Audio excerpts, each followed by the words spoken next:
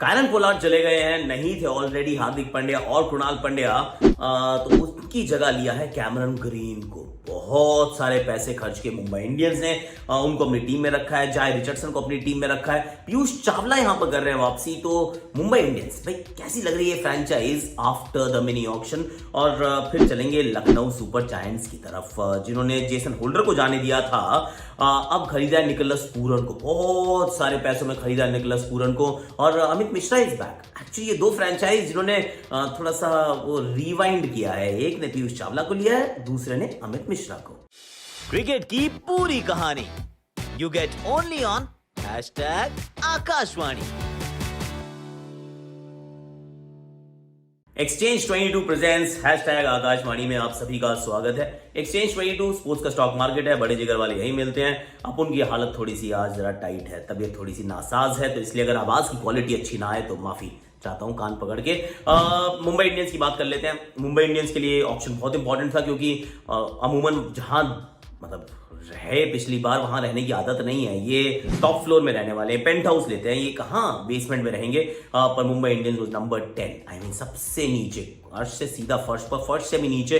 तो उनके लिए इंपॉर्टेंट था कि भैया इस ऑप्शन को make it count. Jofra Archer available होंगे, जसप्रीत बुमराह अवेलेबल होंगे, तो वैसे ही टीम थोड़ी सी बेहतर अच्छी लगने लग जाती है। 24 इनका टोटल स्क्वाड स्ट्रेंथ है, 8 ओवरसीज, सारे स्लॉट्स इन्होंने फुल कर लिए।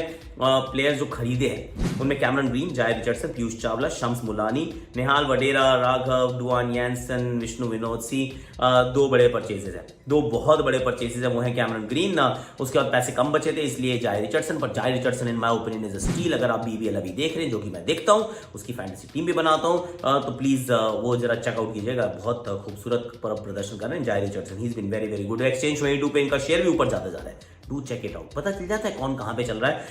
तो ये दो बड़े बड़े जो परचेजेस किए हैं, पर इंपॉर्टेंट क्या है, कैमरन ग्रीन। अब कैमरन ग्रीन इस टीम में क्या लेकर आते हैं? This team was missing an allrounder. थोड़ा सा अगर आप मुंबई इंडियंस के इतिहास को उठाकर देखेंगे तो आप पाएंगे कि ऑलराउंडर से लगाव है, इश्क है, मोहब्बत है। तो एक समय था जब ये चैंपियन टीम थी, तो वहां हार्दिक भी थे, कृणाल भी थे, कायरन पोलार्ड भी थे। आई मीन क्या जबरदस्त यार, तीन इस क्वालिटी के ऑलराउंडर कहां होते हैं।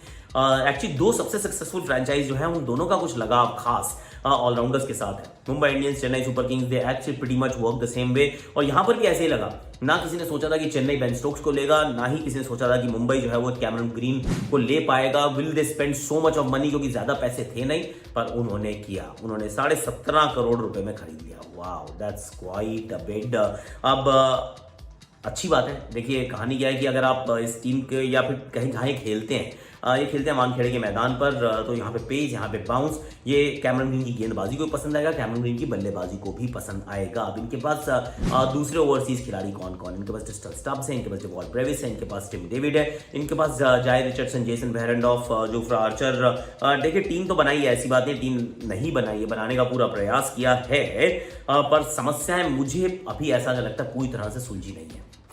Personally that's what I feel.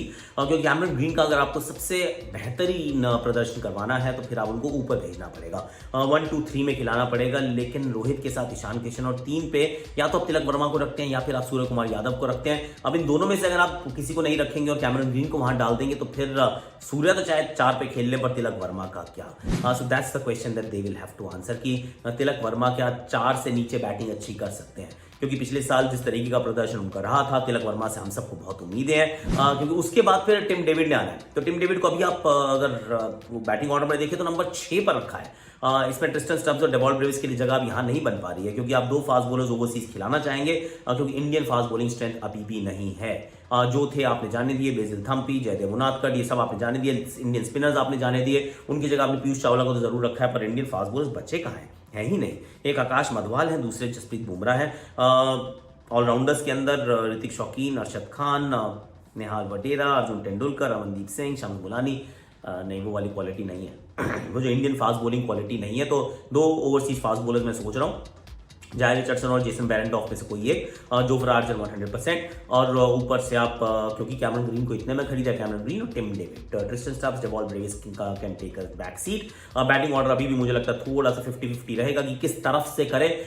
Impact player कौन हो सकता है इस टीम का? इंपैक्ट प्लेयर गेंदबाजी में तो बड़ा सिंपल सा रहेगा, जैसे भी बुमराह को रख सकते हैं कि यार ठीक है कोई बात नहीं, हम इनको इंपैक्ट प्लेयर के रूप में इस्तेमाल कर सकते हैं। 11 में आप तभी रखें जब पहले बॉलिंग आ रही है, अगर नहीं आ रही है पहले बॉलिंग तो फिर आप छोड़ सकते हैं, मतलब दैट्स द, बट ऐसा नहीं है ना, आपको 11 तो अनाउंस करने पड़ेंगे, तो 11 में जब अनाउंस करेंगे तो उनको रखना पड़ेगा। उसके बाद अगर पहले बैटिंग आ जाती है तो ऊपर का एक बल्लेबाज साफ हो सकता है, वो नहीं, तिलक वर्मा तो नहीं होंगे, ये देखना पड़ेगा कि कौन हो सकते हैं। इंटरेस्टिंग रहेगा क्योंकि ईशान किशन कीपिंग करते हैं, रोहित शर्मा कप्तान है, सूर्य कुमार यादव को आप बाहर छोड़ सकते हैं, पर क्या छोड़ना चाहेंगे? तिलक वर्मा को नहीं छोड़ना चाहेंगे क्योंकि वो आपको थोड़ी सी बॉलिंग की भी दे सकते हैं in the next innings, so that will be an interesting one. अगर पहले बॉलिंग आ जाती है तो उसके बाद नेक्स्ट इनिंग्स में आप जसप्रीत को छोड़ सकते हैं, मतलब 11 जो होगी उसमें मतलब बुमराह होंगे, सब होंगे, पर उसके बाद इंपैक्ट सब के रूप में जो आप इंपैक्ट प्लेयर के रूप में इस्तेमाल कर सकते हैं वो थोड़ा सा अंतर रहेगा। अब यहाँ पे मतलब आप बताइए कि आपको कैसी लग रही है मुंबई इंडियंस की team? First 11 is looking alright, मतलब खराब तो नहीं है टीम, क्योंकि खराब है नहीं टीम, पर इंटरेस्टिंग रहेगा बैटिंग ऑर्डर कैसे बनाते हैं।